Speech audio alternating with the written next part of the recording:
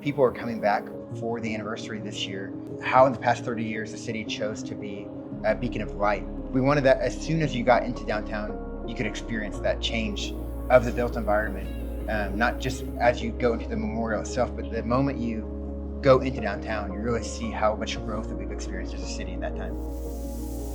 Seeing it come to life is pretty amazing. You start from a flat sheet and it turns it into a three-dimensional object. Everybody in the state's gonna see when they come here. It's just gonna be amazing for the size, how we're doing it, and just the attention to draw us to the city. It's gonna be amazing. Pretty time consuming, but it's very rewarding when you get to see, how the letters turn out and how everything goes. Interesting work for sure. It's a huge honor. What happened 30 years ago, projects like this are what keep it in our mind.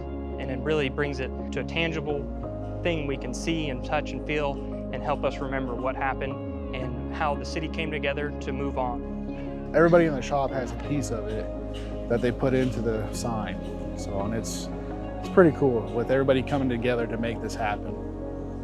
And my favorite part of the project is right here as you enter on 6th Street. Right behind me, there's going to be 3 massive letters spelling out OKC.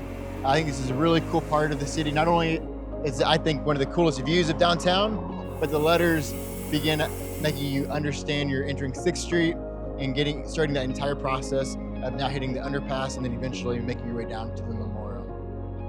The idea is as you're entering into downtown, it goes from dark to light.